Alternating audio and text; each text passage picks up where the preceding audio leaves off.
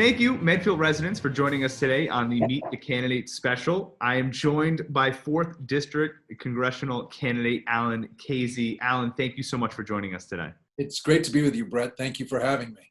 Absolutely. Alan, you have such an interesting early life, one that was heavily involved in nonprofit work, a lot of work that was done in that.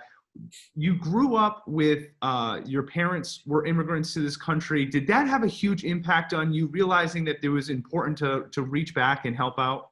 Absolutely, Brett. Thank you. Yes. So I am the son of immigrants. On my mother's side, my grandfather came from Italy.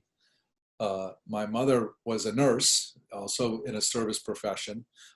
My mom taught me the most important thing I've ever learned, which is that every single person has a gift to give.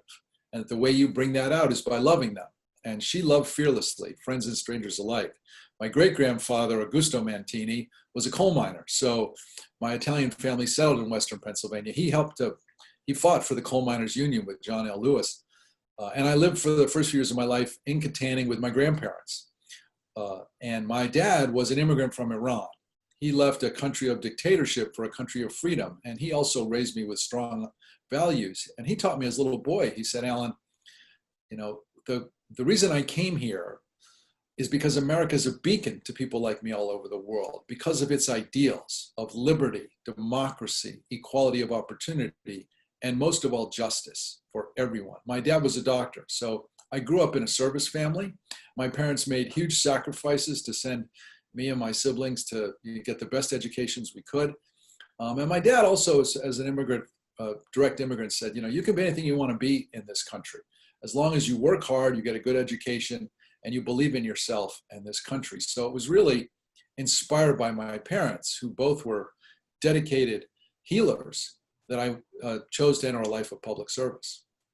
Yeah, absolutely. And one of the best nonprofits that are out there, City Year, you're a co-founder of that in 1988. It went global. You worked with people like Nelson Mandela, who you have up in your in behind you there. Tell me about City Year. Tell me about working with people on the global scale like Nelson Mandela. That's something that absolutely no one else, not many people can do that. Well, that was an extraordinary honor. So I started City Year really inspired by the values my parents taught me, because I saw it as a way to what we do City Year for people to know. We recruit young adults, 18 to 24, from all different backgrounds to unite on the common ground of service. One of our goals was to help complete the civil rights movement. We wanted to show that young people, we could use their energy and idealism to solve big problems. And we said we wanted to be a model for this larger question. I think that every young person in America should be asked and inspired to spend a year in service. So we started with just 50 in Boston in our first program, working across the city. And today, City Year is in 32 cities, as you mentioned, across America. We're in South Africa, we're in the United Kingdom. We serve 200,000 low-income school children every single day. And we were the model for the AmeriCorps program, President Clinton's sort of domestic Peace Corps program. I worked very closely with Senator Kennedy, with President Clinton, with President Obama to build the coalitions to pass 3 major pieces of federal legislation, building the service movement. And now 1.1 million people have served in AmeriCorps. City Year was the model, fighting poverty, fixing schools, supporting seniors, engaging veterans, giving 1.7 billion hours. But I did have a chance. President Clinton was very close to President Mandela. And so President Mandela was talking to President Clinton and saying, we need to engage and rebuild civil society in South Africa when it became a new democracy. So President Clinton said, well, let me introduce you to my good friend Alan Khazei, and bring that City Year was the model for the AmeriCorps program, which was my favorite thing I did to build civil society in America. So I had a chance to meet Nelson Mandela in April 2001. I will never forget it. Unlike anyone I've ever met, he had this spiritual glow. You could feel it, incredibly powerful. And he did embrace the idea of City Year and was a patron for us. And I worked with South African leaders to get City Year developed in South Africa. We've now been there for 13 years. going strong. But that was one of the greatest blessings of my life, to be with this extraordinary giant in history. I was very involved in the divestment movement when I was in college, so it was sort of a full circle thing for me to be able to be part of this free, democratic South Africa. Absolutely. When I read that, it's absolutely incredible. The other thing I read, speaking of being blessed, on your website, if people want to go to alankhazei.com, but you were blessed by Mother Teresa as well. That was, again, another thing.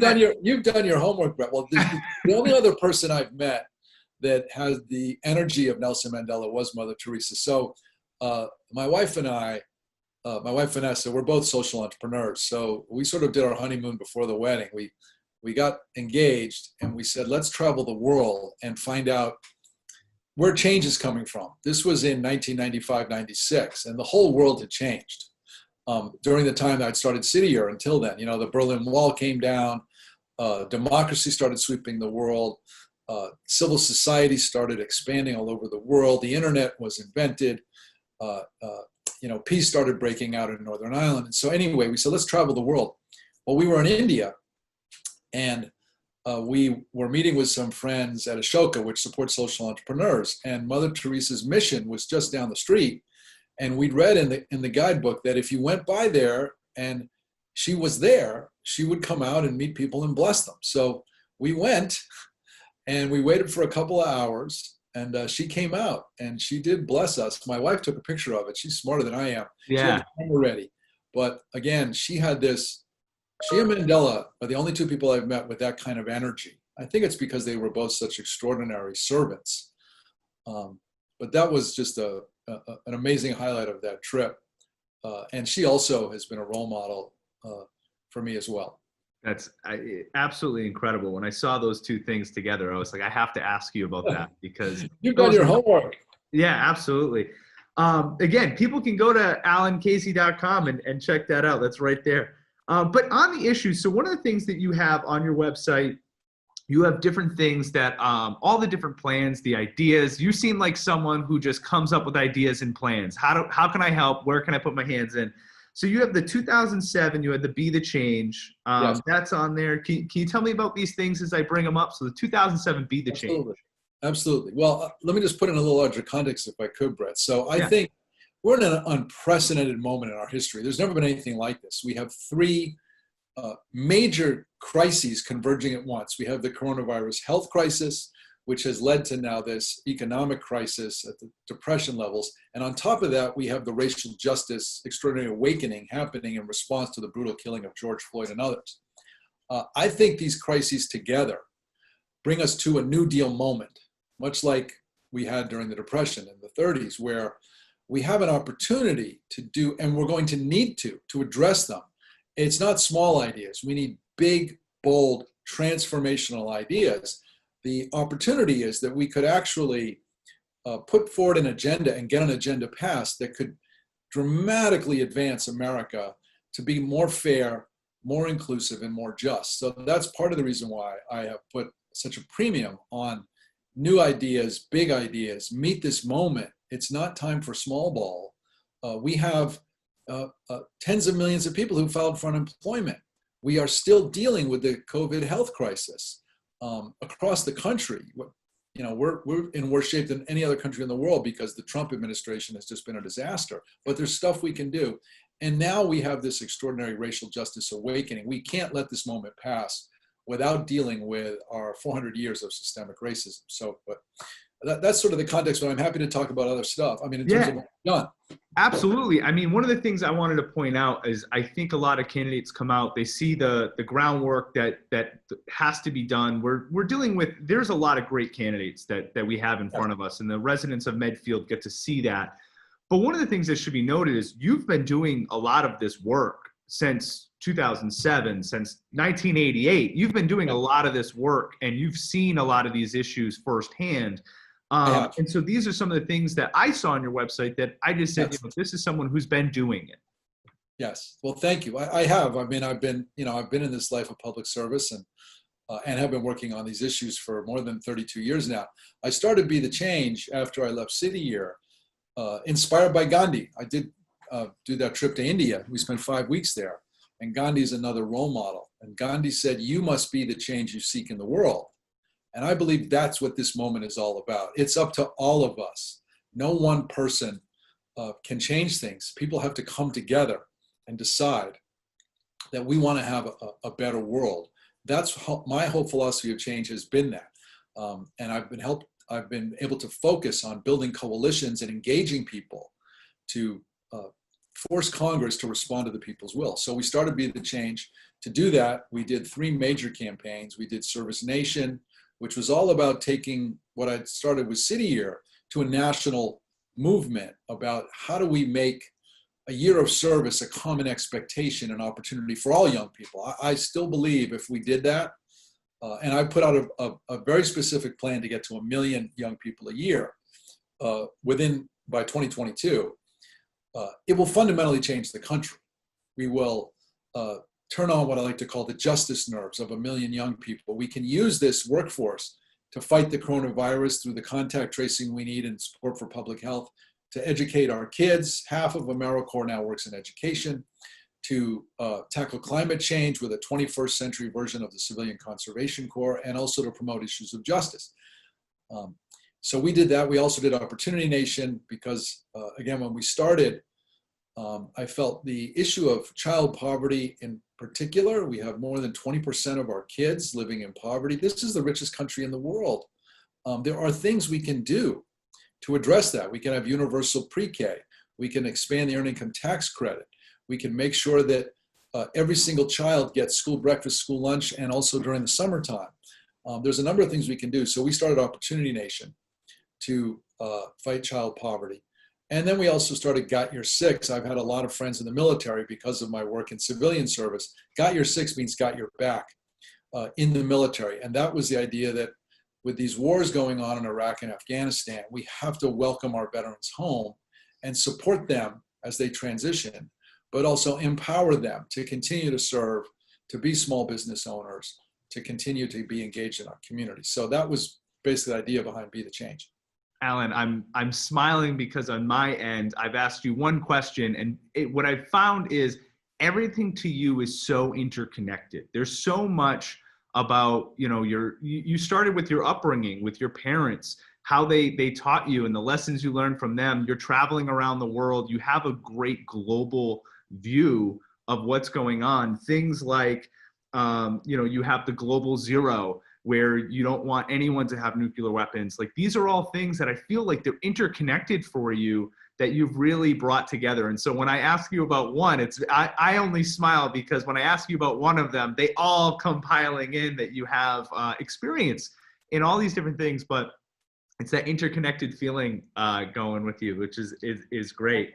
Thank you, Brett. I do think that especially in the 21st century, all of these issues are interconnected. I mean, take climate change, for example, which is the existential threat and we have to deal with it.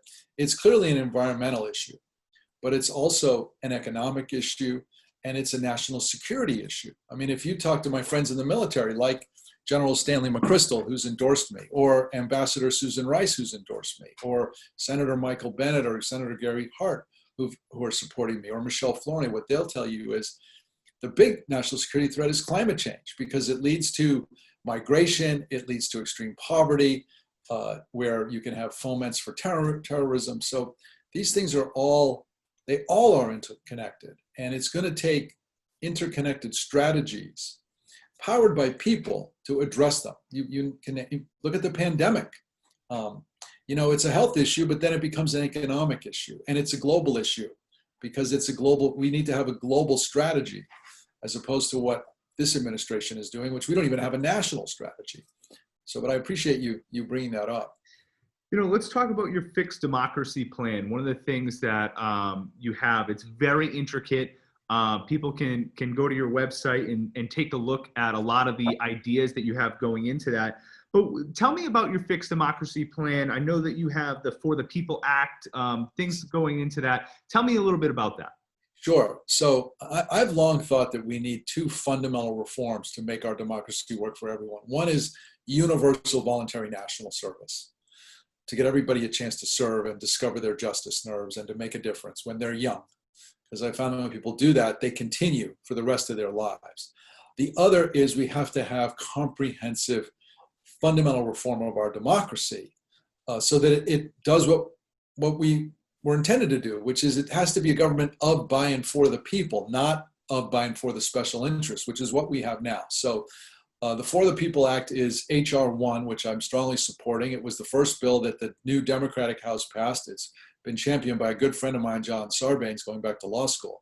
And I've worked a lot on this issue as well, helping to write the business plan for Issue 1, which is one of the leading reform groups in the country. 10 years ago, when I ran for the Senate, I was among the very first candidates for Congress to say I wouldn't take a dime of corporate PAC or lobbyist money.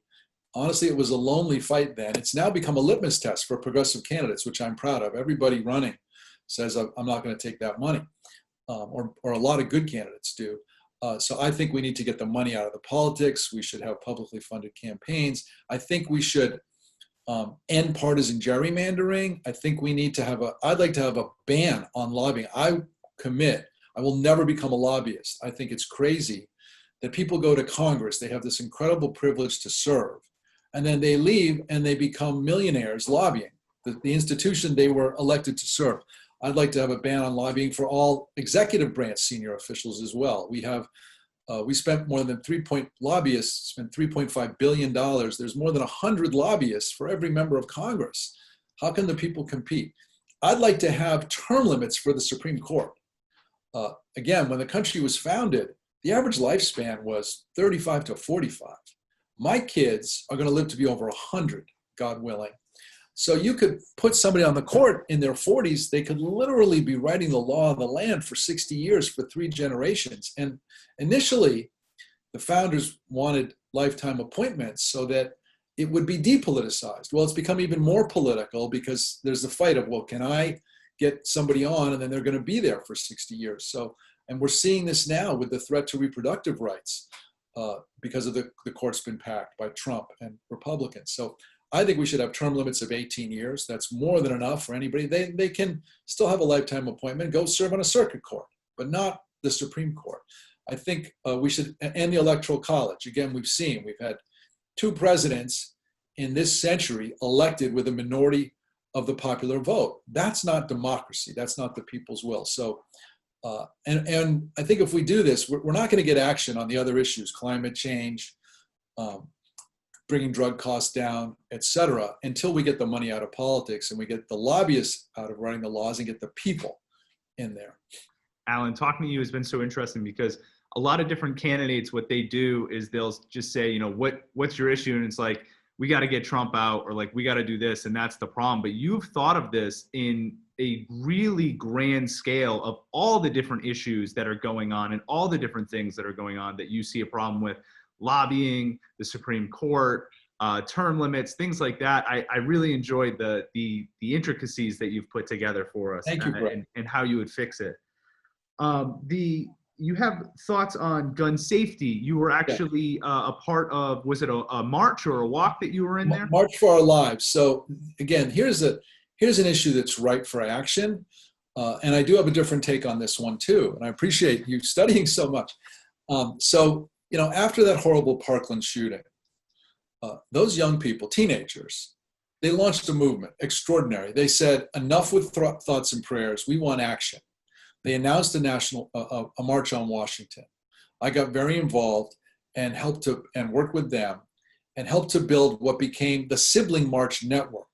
So what we did is help support young people all over the country. There ended up being 800 marches across America and even around the world that brought together more than 2 million people. There was a big march in Washington, but this happened all over the country. And so this is now, thanks to these young people and other groups like the Brady Campaign, like Everytown for Gun Safety, Moms Demand Action. I am a Gun Sense candidate, which I've been endorsed with that moniker, which I'm proud of. This is now a voting issue. People understand we have to deal with this scourge of gun violence, whether it's mass shootings in schools or gun violence in our low-income communities. And again, I've been working on this issue all my life, going back to this very start of City Year. But I have a different strategy on it, though. which is when Tom DeLay tried to eliminate the AmeriCorps program in 2003. It's not because it wasn't a great program. It's just Clinton had left office. As long as he was there, he was protecting it. It was all because it was Clinton's favorite program. And DeLay was a very bad partisan figure. He was sort of the Mitch McConnell of his time. Anyway, there was an 80% funding cut overnight, the week we were supposed to get our grants. So I organized a big grassroots movement. But the idea that I finally came up with was, as programs were closing, as young people who'd signed up to serve were now losing that opportunity, I said, people in Congress don't really understand what's happening at the local community level, so we got to go right inside the building. Let's do our own people's hearing. Congress people get their information from hearings, but I said, let's not just 2 or 4 hours. Let's go for 100 hours. Let's make it dramatic. Let's go straight through the night for 5 days. We raised the money. We got people to come from 47 states. We did that 3 in the morning, 4 in the morning, 5 in the morning, and it was so dramatic. We got a lot of attention, and then people went and met with their members of Congress, and we took an 80% funding cut and turned it into a 50% increase. We saved the Corporation for National Service, a $1 billion agency, and 1.1 million people have now had a chance to serve through AmeriCorps. I want to take that same idea and apply it to gun safety. So if I get, part of the reason I'm running for Congress is I realized that I got to get inside the building so I can bring all these movements that are happening now inside the building with me. So what I'll do if I get elected, Brett, is I will reach out to March for Our Lives, who I know well. I'll reach out to Every Town for Gun Safety, who I know well, and Moms Demand Action, who I know well. I'll reach out to the Brady campaign. I'll reach out to the Giffords group, and I'll say, let's work together. I'll get a hearing room. Let's launch a nonstop people's filibuster for gun safety, where we will get thousands of people to come to Washington and testify, and we'll keep going and going and going until we break the back of Mitch McConnell and break the NRA, which has a stranglehold on Republicans. And but I don't want to limit it to 100 hours. I want to keep this one going until we win. I've already figured out that if we can get 50,000 people to sign up to testify, we can go round the clock, 7 days a week for a year. But it won't take a year. I think it could be done in a month, 2 at the most, because unlike 17 years ago, where I had to beg CNN and C-SPAN, the New York Times, Washington Post to cover it, which they did, we now have this. It's the most powerful device for change on the planet. We could live stream it. We could have Mitch McConnell's phone number scrolling against the bottom of the screen if he's still in power. Other people who are opposing this, 80% of the people want this, by the way. If you do the polls, universal background checks, banning assault weapons, high-capacity magazines, there is red flag laws. And I think that once it's clear that people are going to keep agitating and making those phone calls and demanding this change, it'll work. Honestly, we did this on national service, which is not as visceral an issue. I mean, people weren't losing their lives. People are literally losing lives every day in this country because of gun violence. So I do have a different strategy on that. I honestly believe it will work. I can't wait to do it if I have the privilege of serving in Congress. That's fantastic. That would be quite the image to see. And the other idea I will pitch to you right now is you have a lot of access stations that have now been involved. We have the ability to send that stream out. You should talk to your local access stations as well. We can certainly help out with the spread of that knowledge. Well, I'll tell you, Brett, if I get elected, you're going to be the first phone call and say, Brett, help me recruit. You commit from Medfield, and then we'll get all the rest. Absolutely. Across this district, and you're right. And again, the great thing about public access television is you guys cover this kind of stuff. And we streamed last night's racial public forum. We streamed that on Medfield TV, and last week's Milford TV debate. We also streamed that on our station as well. So we have that ability now. That's wonderful. Well, see, this is the thing. We can use modern technology in ways that we couldn't even 2, 3, 4 years ago. Yeah. And, the C-SPAN security camera in the top of the room is no longer. We have a lot of different abilities now. It's certainly pretty amazing. Well, I'm going to start adding that to our plan. Thank you. Yeah, absolutely. Great. There's 2 more things that I wanted to talk to you about. You have on your website a lot of different resources, COVID-19 resources, but you also do the virtual town halls as well. And I did watch the first one. I thought it was really incredible. You had the youthbuild.org was on that one. Yes. And then the other thing, though, And this is what I think, again, I look for the things that separate our candidates. The thing that separated you the most was your virtual town hall ended with the Berklee School of Music. And I got to tell you, if there's someone watching right now, just go to your website just to watch that. It was absolutely incredible. What a performance. Thank you. Well, I was so inspired. Somebody sent that to me. It's what the world needs now is love. And again, I mentioned my mom. I think love is the most powerful force that we have. And we need it now more than ever. We need a new politics of love. We have a politics of hate coming out of the White House, which we have to end. This reality TV presidency, I believe we're going to end it in November. And it's not enough just to be against Trump. We have to be prepared for a new day in America. And that's why I have put these ideas out there. But they did such a beautiful job for that song that I said, we got to use this and we got to share it with people. It is totally inspiring. And if you want to pick up your day, thank you, Brett. Go to my website. Just watch that Berklee School of Music, What the World Needs Now. I mean, it's extraordinary what they did with that. During the COVID crisis, it was all done by Zoom. I don't know how they did it, honestly. It was fantastic. You have a little bit of time here to talk to the Medfield residents. Like I said, a lot of great candidates, a lot of people that they're looking at. There's a lot of information out there. Why should they vote for you? Well, thank you, Brett. So this has been a great conversation. I think, look, there are a lot of great candidates. I think the difference for me is that I have not been a politician my whole life. I've been a public servant. But I've also learned how to make the system work. I am the only candidate that has built the coalitions to pass 3 major pieces of legislation. I beat Tom DeLay, not me. I organized the coalition to beat Tom DeLay when he tried to kill the AmeriCorps program. I organized the coalition that beat Mitch McConnell. He opposed the Kennedy Serve America Act in the first 100 days of the Obama administration, like he opposed everything. We got all the Democratic senators. We got a majority of the Republican senators because I built a grassroots effort, and I had John McCain and Orrin Hatch supporting it. I have actually delivered jobs and service opportunities to the 4th District and all across the country. There isn't a candidate that can say that.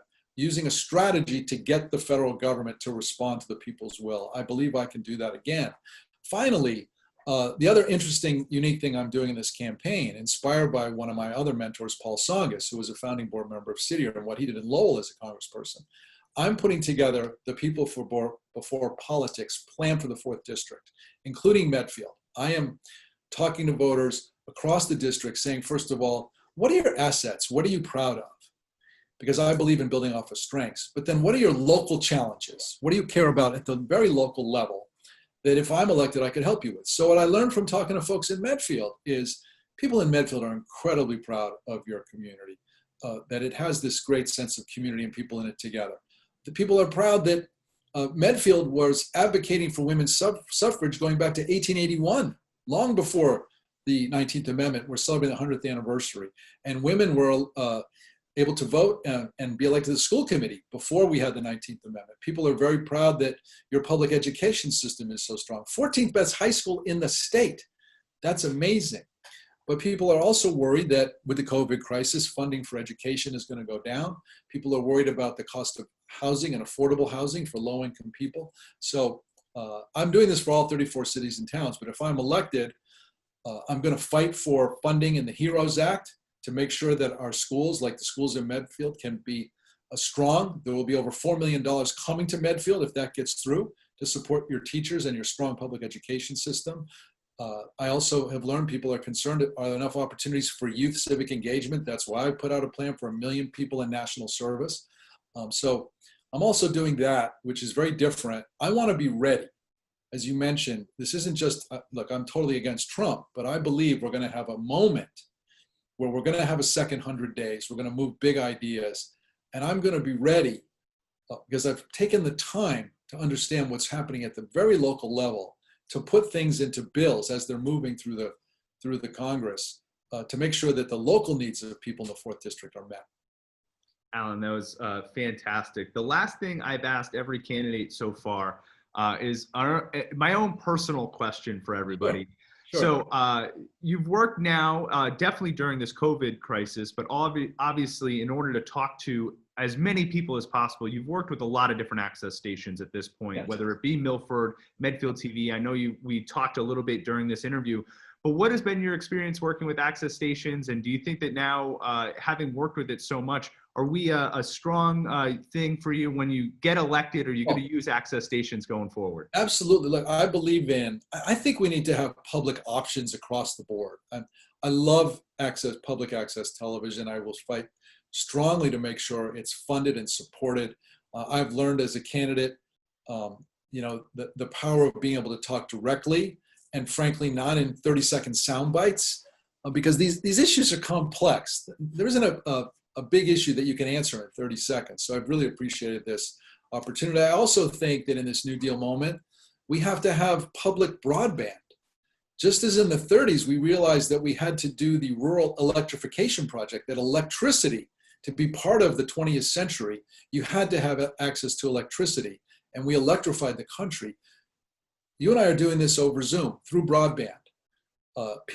Young people are being educated now over Zoom through broadband or other.